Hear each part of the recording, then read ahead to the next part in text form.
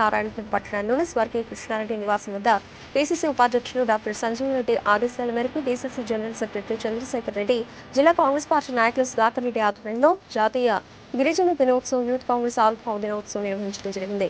ఈ సందర్భంగా వారు మాట్లాడుతూ భారతదేశానికి స్వాతంత్ర్యం తెచ్చిన ఘనత కాంగ్రెస్ పార్టీకి, 18 సంవత్సరాల నిండిన యువతకు ఓటు హక్కు కల్పించిన ఘనత రాజీవ్ గాంధీకి దక్కిందని వారు తెలిపారు. గిరిజనులకు ఎనలేని సేవలు చేసింది కూడా కాంగ్రెస్ పార్టీ వారిదని తెలిపారు.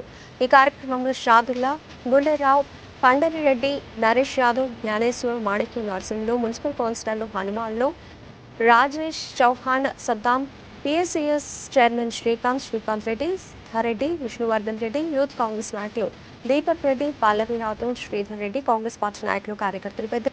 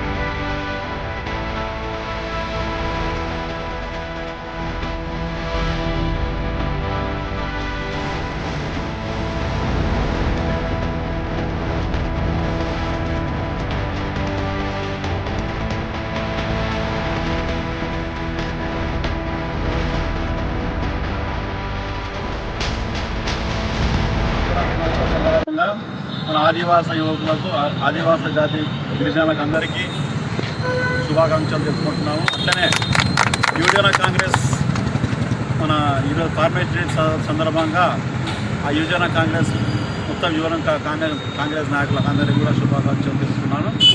దాని తర్వాత ఈరోజు చాలా ప్రత్యేకమైన దినం ఆగస్టు 9.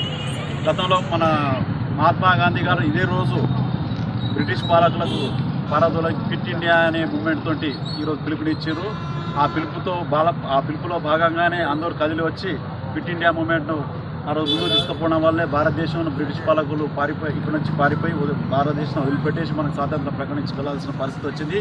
కాబట్టి ఆగస్టు 9కి చాలా చాలా ప్రాముఖ్యమైన దినం ఇది.